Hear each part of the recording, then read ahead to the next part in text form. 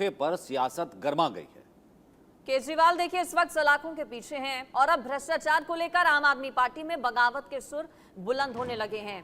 कल पार्टी पर भ्रष्टाचार का आरोप लगाकर दिल्ली सरकार में मंत्री रहे राजकुमार आनंद ने मंत्री पद से न सिर्फ इस्तीफा दिया बल्कि पार्टी की सदस्यता से भी इस्तीफा उन्होंने दे दिया। तो सियासी गलियारों में तापमान चढ़ने लगा है। आम आदमी पार्टी ने आरोप लगाया कि ईडी का डर दिखाकर बीजेपी ने राजकुमार आनंद को इस्तीफे के लिए मजबूर किया। तो बीजेपी ने आम आदमी पार्टी की मंशा पर सवाल खड़े करते हुए कहा कि ये तो होना ही था। लेकिन अब सवाल ये है कि क्या राजकुमार आनंद बीजेपी में जाएंगे या उनका कोई और सियासी प्लान है। आज इसी मुद्दे पर आगे जो खास मेहमान हमारे साथ जुड़े हैं उनसे चर्चा करेंगे, लेकिन उससे पहले आपको सुनवाते हैं कि राजकुमार आनंद को लेकर बीजेपी और आम आदमी पार्टी के बीच जुबानी जंग किस तरह से छिड़ी हुई है। राजकुमार आनंद जी जो विधायक और मंत्री हैं आम आदमी पार्टी के ही, जो केजरीवाल जी के सहयोगी 2010 से रहे हैं, उनकी आत्मा जाग गई है और उन्होंने भ्रष्टाचारियों का साथ छोड़ने का प्रयास करा है। केवल एक व्यक्ति है जिसका ज़मीर अभी तक नहीं जागा और वो है माननीय मुख्यमंत्री अरविंद केजरीवाल जी। राजकुमार आनंद जी ने कहा कि ये वो पार्टी है जो पे बैक टू सोसाइटी, जो भीमराव अंबेडकर जी का आवाहन करती थी और पे बैक टू सोसाइटी की तर्ज पे चुनी गई थी। बहुत विनम्रता से कहूंगी कि आज आम आदमी पार्टी पे बैक टू सोसाइटी नहीं, किक बैक टू सेल्फ की पार्टी बन गई है। 23 घंटे तक ईडी उनके घर में रही, उनसे पूछताछ करती रही। उसके बाद लगातार ईडी के द्वारा उनको सम्मन देके बुलाया जा रहा था। काफ़ी दबाव में थे, परेशान रहते थे। अक्सर कहते थे कि यार मैं जैसे ही एक्टिव होता हूँ फ़ोन आ जाता है और फिर से मेरे को वापस आना पड़ता है। मैं ये समझता हूँ कि हमें राजकुमार आनंद जी से कोई नफ़रत नहीं है, कोई गिला नहीं है। सिर्फ ये है कि एक परिवार वाला आदमी है, बच्चे हैं, रिश्तेदार हैं। मुझे लगता है कि वो दबाव में ज़्यादा आ गए, वे डर गए और ये दबाव भारतीय जनता पार्टी की ईडी लगातार हमारे लोगों पे डाल रही है। तो देखिए अरविंद केजरीवाल की मुसीबत कम होने का नाम नहीं ले रही है। हाईकोर्ट से झटका लगा, याचिका खारिज हो गई, सुप्रीम कोर्ट ने जल्द सुनवाई से इनकार कर दिया। अब अपने जो साथी हैं वो साथ छोड़कर जाने लगे हैं। 6 मंत्री दिल्ली सरकार में, एक की इस्तीफा हो गया है, अब सिर्फ 5 मंत्री बचे हैं। मेहमान हमारे साथ जुड़े, संदीप जी भी मेरे साथ हैं। संदीप जी, आम आदमी पार्टी में जो स्थितियां इस वक्त बनी हुई हैं उसे कैसे देख रहे हैं आप? हृदय परिवर्तन आखिर राजकुमार आनंद का क्यों हुआ?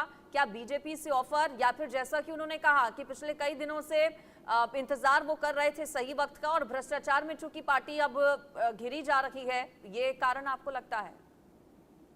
अंजलि जी, ऐसा है कि आपने बहुत बढ़िया सवाल पूछा है। मैं पहले ये कहना चाहूंगा कि राजनीति कल्पनाओं का खेल नहीं है, राजनीति परिणाम चाहती है। एक तरफ हमारे माननीय प्रधानमंत्री मोदी जी जिन्होंने देश को विकास की राह पे निरंतर आगे बढ़ा रहे हैं, और एक तरफ ये अरविंद केजरीवाल की पार्टी आम आदमी पार्टी। मैं ये कहना चाहूंगा कि पूरी जनता ने इनका पूरा गेम देख लिया है। आम आदमी पार्टी का नाम बदल के भ्रष्ट आदमी पार्टी होना चाहिए। इन्होंने भ्रष्टाचार की सारी सीमाएं लांघ दी हैं। इससे बड़ी भ्रष्ट पार्टी ना अभी तक हुई है ना होगी। और मुझे बड़ा आश्चर्य है कि केजरीवाल जी को पहले क्यों नहीं गिरफ्तार किया गया। दूसरी चीज, इनके जो मंत्री हैं, जिन्होंने पहले प्रवक्ता ने कहा कि इनकी अंतरात्मा जाग गई है, कोई दबाव नहीं है। अभी 2 साल हो गए हैं, सिसोदिया जी को बेल नहीं मिली है। इसका क्या मतलब है? ये चार्जेस बहुत सीरियस हैं और इसकी तह तक जाना चाहिए और जाना होगा।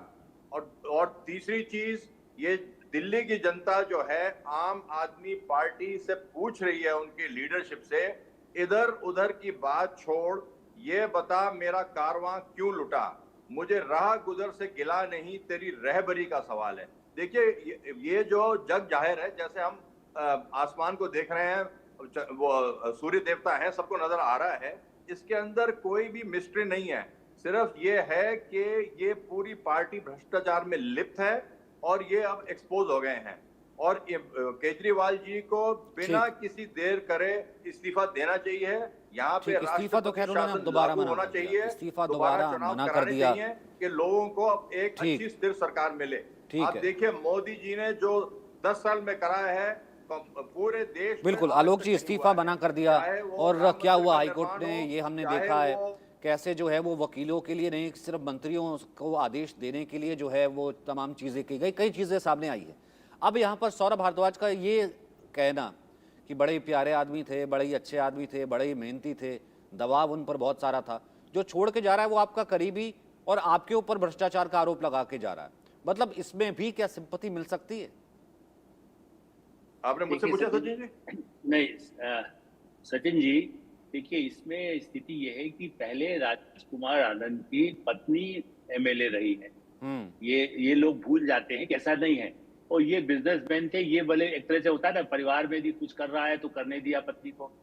बाद में इनको लगा कि भाई जब कुछ हुआ, अरविंद केजरीवाल से मुलाकात हुई, तो पिछले चुनाव में इनको उन्होंने ऑफर, चूंकि उनको लगा ये पैसे वाला आसामी है क्योंकि बिजनेस करते हैं, तो उन्होंने इनको ऑफर किया कि पत्नी के बजाय आप हमारे एमएलए बन जाओ।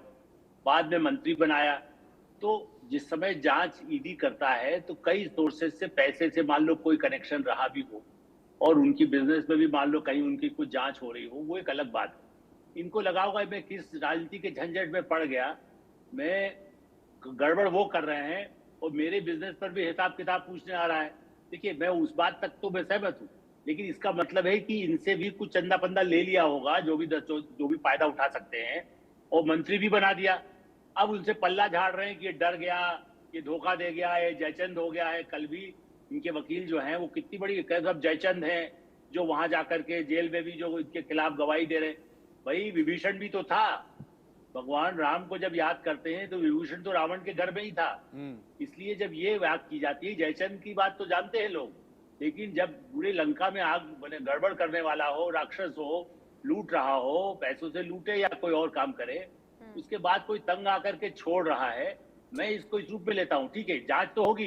देखिए आप यदि कोई मीडिया हाउस कुछ काम कर रहा है तो उस पर भी हो सकता है कि आपको यदि कोई केस में पैसा मिला है तो आपसे पूछा जाए। तो मेरे पास कोई आकर कहे कि आपने बोला इसके लिए आपने कितने लाख रुपए लिया, तो कहे कि जांच करें। से लेकर के तमाम जो लोग हैं, तमाम जो नेता है वो छोड़ के गए ना, और उन्होंने क्या कहा, भाई कुमार विश्वास से लेकर के आशुतोष से लेकर के तमाम लोग गए, उन्होंने क्या कहा। लेकिन अजीत जी मेरा सवाल ये है, ये संकट कितना बड़ा है आपका जिससे वो बहुत छोटा दिखाने की कोशिश कर रही है?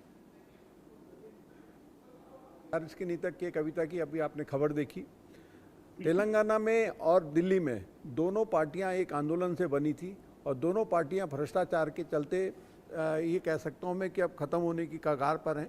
अभी कितना खींचेंगे, कितने दिन चल पाएंगे। वहाँ पे भी रोज़ पार्टियां, बीआरएस के नेता रोज़ पार्टी छोड़ रहे हैं। उन बड़े बड़े नेता जो उनके साथ जुड़े थे, लंबे समय से आंदोलन के समय जुड़े थे, वो कई नेता पार्टी छोड़ के जा चुके हैं। यही स्थिति आम आदमी पार्टी की दिल्ली में होनी है। अरविंद केजरीवाल एक बहुत जिद्दी राजनेता हैं, बहुत जिद्दी राजनेता हैं। उनको लगता है कि जो मैनिपुलेट करते हैं, जो वो गुणा भाग लगाते हैं, वो उसमें सफल हो जाएंगे। एक बार देखिए, काठ की हांडी एक बार तो चढ़ सकती है लेकिन बार बार नहीं चढ़ सकती। अब वो अभी तो राजकुमार जी ने छोड़ा, आने वाले टाइम पे देखिए अब आतिशी जी कहाँ दिख रही हैं, उस दिन से कहाँ बोल रही हैं, उनके एक राघव चड्डा कहाँ हैं। कई ऐसे सांसद हैं, एक लंबी फेहरिस्त है ऐसे नेताओं के अरविंद सर। हाँ। आम आदमी पार्टी के सांसद जो कि दिखाई नहीं दे रहे हैं मैदान में, सिर्फ 2 से 3 सांसद ही हैं आम आदमी पार्टी के। क्या लगता है आगे भविष्य में मुश्किलें बढ़ने वाली अरविंद केजरीवाल की पार्टी की? लोकसभा में तो कुछ भी नहीं हालांकि खोने के लिए दिल्ली में, लेकिन अगले साल ही विधानसभा के चुनाव भी हैं, और अगर यही हालात रहे तो आपको लगता है कि लिस्ट लंबी हो सकती है फिर ऐसे नेताओं की? नहीं, ये कोई पहली बार नहीं हुआ है और ये आखिरी बार भी मेरे ख्याल नहीं है। इस किस्म की चीज़ें अभी होंगी और जिस वायदे से पार्टी आई थी उस वायदे में कितना खरा उतरी है, नहीं उतरी है, ये मूल्यांकन भी खुद उसके नेताओं को करना चाहिए। जैसे अभी जो राजकुमार ने कहा, करप्शन का ही मसला नहीं कहा, उन्होंने बाबा साहब की तस्वीर लगा के दलितों की स्थिति पार्टी में, राज्यसभा में, इन सब में क्या है, उससे भी ऊपर अगर आप देखेंगी तो आपको ये दिखाई देगा कि मुसलमानों के मामले में किस तरह से पार्टी कछुए की तरह मुंह छुपाती रही हर इशू पे मुसलमानों को। तो मुसलमानों का एक सेक्शन बहुत गुस्से में यहाँ तक आया कि उसने कहा कि अगर हमको ज़रूरत ही पड़ेगी तो तुमको क्यों वोट देंगे, फिर हम बीजेपी को सीधे ही देंगे, उससे डील करें। फिर उन्होंने कांग्रेस को वोट दिया। लोकल बॉडी चुनाव में मुस्लिम सीटों पे कांग्रेस का अच्छा परफॉर्मेंस। तो ये चीज़ें इस पार्टी को भी अपने गौर करना चाहिए। लेकिन इसके बाद भी मैं ये कहूँगा कि बीजेपी का ऑपरेशन लोटस चलता रहा है इसी मुल्क में सबकी नज़रों के सामने, और उस पर एक राजकुमार क्या चीफ मिनिस्टर तक गए हैं, पार्टियां टूटी हैं, नहीं, और जिनका कोई मैंने- पार्टी जिनका ऐसी मैंने नहीं है नाम लिया जिसमें पहले, बीजेपी ने हाथ नहीं लगाया। प्रशांत भूषण से लेकर के आधा जिनका मैंने दर्जन नाम से लिया, ज्यादा तो अरविंद सर, सरकारें बदली हैं। वो ऑपरेशन लोटस में थोड़ा ना थे। क्यों नहीं आ सकते हैं? अभी इतने क्रूशियल वक्त में आदमी तोड़ लेना और ये गवाही दिलवाना चुनाव के पहले, इससे आप डैमेज होगी। तो इसलिए ऑपरेशन लोटस भी इसी मुल्क में चला है और आधे दर्जन से ज्यादा सरकारें गई। ठीक है, वो ऑपरेशन भी एक लोटस को मसला लेकर है। आलोक सर आगे आपसे सवाल करेंगे, लेकिन आम आदमी पार्टी दिल्ली सरकार में ही मंत्री आतिशी की ओर से क्या कहा गया है इस पर एक बार वो भी सुनवाते हैं। देखिए, सबको पता है राजकुमार आनंद जी ने क्यों इस्तीफा दिया।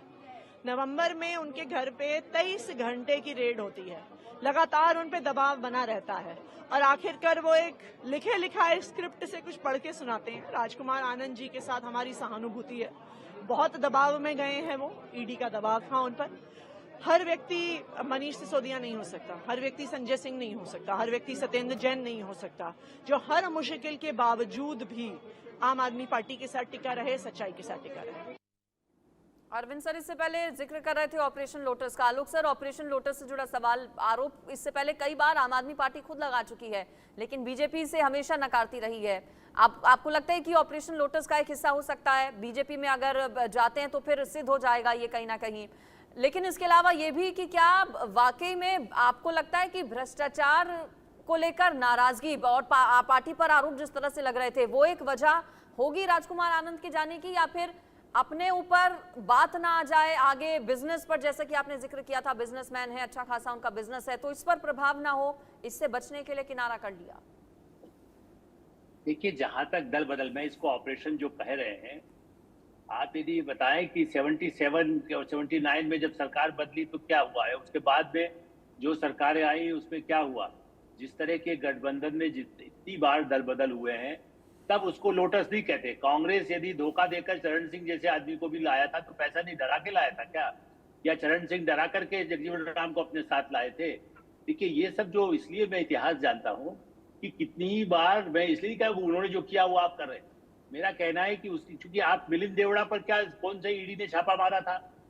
ज्योतिरादित्य सिंधिया के पास कौन सा छापा मारा? आप कह सकते पद मिल रहा, मिलिंद देवड़ा को तो नहीं मिला। क्या मिलेगा, क्या मिलेगा? आदमी पार्टी में जब आता है तो जितने ही लोग गए हैं विभिन्न पार्टियों से, उसको नाम दे देते हैं। अभी लोग चुनाव में लड़ने को तैयार है। मध्य प्रदेश में 20 एमएलए ने छोड़ा, चुनाव लड़ने की कीमत पर छोड़ा ना। यदि खाली पैसा ही होता या पद होता तो चुनाव की रिस्क कौन लेता है? मेरा ये कहना है कि इसीलिए आम आदमी पार्टी ये जो ड्रामा कर रही है, उनके ऊपर भ्रष्टाचार में, उनमें जो जो लोगों ने पैसा, मैं, आप आश्चर्य करेंगे, मैं नेपाल के एक विजिट में था, वहां के सम्मेलन में इनका एक एमएलए आम आदमी पार्टी का, समझिए 250 या 500, पता नहीं 500 तो नहीं हो सकता है ग्राम, मैं पहचानता भी नहीं था। वहां पर बताया, दूसरी टेबल पर जो बैठे आम आदमी पार्टी के, वो सोने का इतना बड़ा पहना हुआ था। वो इससे पहले वाले चुनाव में जीते हुए एमएलए थे, मैं नाम नहीं बोलूंगा। तो आप ये सुनिए, सोना पहन करके बड़ा भारी, ऐसे ऐसे, बाद में इसीलिए कहा जाता था कि इनका एक से एक ऐसे लोग जो पैसे वाले हैं उनको मेंबर बनाया गया, वो कैसे लूटपाट करें, वो कैसे नगर निगम में पैसे वसूली करें।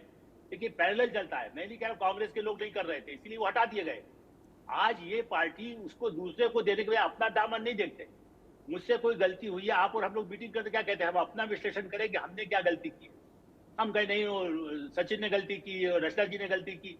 ये ड्रामा इस बात का है, ये जो खुद घोटाले किए हैं, अपने उन लोगों को उन्होंने प्रोत्साहित किया, अपने एमएलए को पहले टर्म से। मैं इसलिए उदाहरण देके बता रहा हूं, मैंने अपनी आंखों से देखा कैसे वो नेपाल में शॉपिंग करते रहे। खुद अपने गले में ऐसा लॉकेट महिलाएं भी नहीं पहनती, उतना मोटा मोटा उसमें लटका होता है जैसे, उस तरह का पहना हुआ। किसी सोना को कैसे ले जाएंगे आप इधर से उधर, या पहन के जाएंगे? इससे साबित होता है कि इनकी पार्टी में ऐसे लोग, और मुझे बताया गया उनकी पार्टी, भाई यहाँ तो उसी की पूछ होती है जो कुछ अपना कमा के दे और ला करके करे। कई लोगों को जो मोहल्ला क्लिनिक बनाए गए, उनसे ऐसे लोगों को दिए गए, किसी के घर में कोना दे दिया गया, कहा कि 50,000 तुझे देंगे, डॉक्टर को 50,000 देंगे, 1 लाख तू हमारा वर्कर बन जा। एक पूरा नेटवर्क डेवलप किया है। उस भ्रष्टाचार को तोड़ना मोदी जी के लिए भी कई साल लगेंगे मुझे लगता है, किसी लोटस से नहीं होगा। इन्होंने इतने कर्मचारी के नाम पर अपने लोग पार्टी सपोर्टर्स को पैसा लुटा करके, जनता का पैसा लुटा करके भर दिया है। घर में मजदूर के घर में अनाज पहुंचाना है, सारे लोग हमारे घर काम करने आ रहे हैं, घर में कोई है नहीं, लेकिन आपने इसलिए उसको पैसा दे रहे हैं कि वो घर में राशन पहुंचा देगा। उसके लिए कितनी बार राज्यपाल ने रोका, फाइल पुराई। तो ये पूरा भ्रष्टाचार का अड्डा नहीं, बड़ा माफिया बना हुआ है इस समय आम आदमी पार्टी का। ठीक है, बड़ी बात कह रहे हैं। संदीप जी, आपको भी क्या लगता है, यही इत्तेफाक रखते हैं आप भी आलोक सर की बात से कि भ्रष्टाचार एक तरह से ब्लेड डूबेगा आम आदमी पार्टी को? आरोप जिस तरह से लग रहे हैं, अपनों ने जिस तरह से राहें जुदा करनी शुरू कर दी हैं, कितनी मुसीबत आगे हो सकती है आम आदमी पार्टी के लिए? भविष्य क्या देखते हैं? देखिए, ऐसा है अंजलि जी, भविष्य ये है, इनका भविष्य बिल्कुल अंधकार का है। ये जनता जो है देख रही है और जनता आश्चर्यचकित है कि रोज कोई ना कोई भ्रष्टाचार का इनका भांडा फूटता है, लोग देखते हैं। और ये भी लोग सोच रहे हैं कि भाई आगे क्या होगा। ये जो पार्टी विद डिफरेंस आई थी, इनके अब कितने और लीडरों की कतार है, पूरे लीडरों की कतार है जो कि भ्रष्टाचार में लिप्त हैं, ऊपर से लेकर नीचे तक। इनका सिर्फ यही है दूसरों को उंगली दिखाना। और केजरीवाल जी ऑन रिकॉर्ड हैं कि भाई आपके ऊपर कोई आरोप लगे तो आप इमीडिएटली आप इस्तीफा दीजिए। ये क्यों इस्तीफा नहीं दे रहे हैं? और दूसरी चीज, दिल्ली की जनता, दिल्ली को अगर ये बीजेपी स्टेप इन नहीं करती, केंद्र सरकार ने कदम नहीं उठाए होते, तो पूरे ये देश का इन्होंने इसको शराब की इन्होंने कैपिटल सिटी बना दी थी। और देखिए जितना ये एक्साइज स्कैम है, इससे बड़ा एक्साइज स्कैम आज तक नहीं हुआ है। और यही पैसा डाइवर्ट हुआ पंजाब के अंदर, इन्होंने इसको शराब की राजधानी बता दी थी। और ये जो है सबसे बड़े बहानेबाज ये मुख्यमंत्री सिद्ध हुए हैं। इनसे पूछो लॉ एंड ऑर्डर, क्या करूं जी, मेरे पास जो है पुलिस नहीं है। इनसे पूछो प्रदूषण, क्या करूं जी, पंजाब और हरियाणा यूपी प्रणाली जला रही है। देखिए ऐसा है, ये स्पष्ट हो चुका है, इनको एक भी दिन ऑफिस में रहने का कोई अधिकार नहीं है। इनको इस्तीफा देना चाहिए। जनता जो है ये मांग कर रही है। और आप देखिएगा अगली बार इनका विधानसभा में सूफड़ा साफ होगा। और इनके जितने भी नेता हैं, हमें जो है ईडी के दबाव में, ईडी का दबाव क्या होता है? आज तक सिसोदिया जी को जमानत नहीं मिली है, कोई ईडी का दबाव नहीं, कोई सीबीआई का दबाव नहीं है। मेन मुद्दा ये है, ये पार्टी भ्रष्ट पार्टी है और ये पार्टी बुरी तरह से एक्सपोज हो चुकी है। संजय सिंह भी तो जमानत पे आया ना, 6 महीने थे ना वो जेल में, वो 6 महीने जेल में थे अजीत जी। और इससे पहले सिसोदिया जो है कितना जो है ट्राई कर चुके हैं और कहा क्या जा चुका है, ये भी हम सब जानते हैं। फिर ऐसे में एक मार्टर की तरह चीज़ों को दिखाना, अब मुझे लगता है कि जैसा अंजलि ने बिल्कुल ठीक कहा कि बस वो जो चेहरे गिने चुने रह गए हैं, इस हिसाब से तो कोई बड़ी बात नहीं। कुछ दिन में हम देखेंगे कि भैया पंजाब इकाई एक तरफ मान कहेंगे कि भैया हम तो अपनी सरकार अलग से चला लेते हैं, दिल्ली इकाई एक तरफ। सचिन, ये जो अभी मैं सुन रहा था आतिशी को किन किन के नाम लिए उसने, संजय सिंह के और अरविंद केजरीवाल जी के या सिसोदिया के, ये उन नेताओं के नाम लिए हैं इन्होंने जो कहीं ना कहीं घोटाले में लिप्त हैं। राजकुमार अपने आप में एक पैसे वाले व्यक्ति हैं, उनको लगा कि भाई देर सबेर कहीं मैं भी ना आ जाऊं, तो वो इसी चक्कर में उन्होंने अपने को पल्ला झाड़ लिया है। देखिए इसमें कहीं कोई संदेह नहीं है, अरविंद केजरीवाल जी एक ऐसे राजनीति करने लगे थे जिसमें उनको लगा कि वो दोहरा मापदंड अपना रहे थे। एक तरफ तो वो गरीब लोगों को टॉफ़ी देके, लॉलीपॉप देके कि भाई मेरा वोट बैंक सेट रहना चाहिए, दूसरी तरफ वो सीधे सीधे सौदेबाजी करने लगे थे। ये होता है ना कि एक तो बीच में दूसरे लोग होते हैं, लेकिन ये एक कॉकस था पूरा, इन 3-4 लोगों का कॉकस था, यही सब कुछ तय करते थे किसको देना है किसको लेना है, कहीं ना कहीं इसलिए ये गए। अब बाकी सारे मंत्रियों को थोड़ी ना पता होगा कि क्या चल रहा है, ये सारे एमएलए को थोड़ी ना पता होगा, लेकिन इनको लगेगा एमएलए को कि भाई यह विधायक जिन्होंने कुछ नहीं किया, ये जो मंत्री 1-2 रह गए हैं, अब जैसे राजकुमार आनंद ने जैसे इस्तीफा दिया है, मेरा मानना है राजकुमार आनंद को ये तो पता रहा होगा कि गड़बड़ घोटाला हो रहा है, लेकिन उसमें उनका इन्वॉल्वमेंट नहीं रहा होगा क्योंकि वो अपने आप में उनके दूसरे तो होंगे। ऐसे कई मामले होंगे, तो इस चक्कर में देखना कि आने वाले दिनों में कई लोग छोड़ेंगे इनको और वो कतई नहीं चाहेंगे कि हम जबरदस्ती, ये वो लोग हैं जो चले गए हैं, यही लोग रहेंगे। अब सारे टारगेट सीबीआई के और इसे ईडी के जो अंदर गए हुए हैं, और ये संजय सिंह भी अभी बाहर आए हैं, अभी इनकी जांच चल रही है। ये नहीं कि इनका मामला खत्म हो गया है।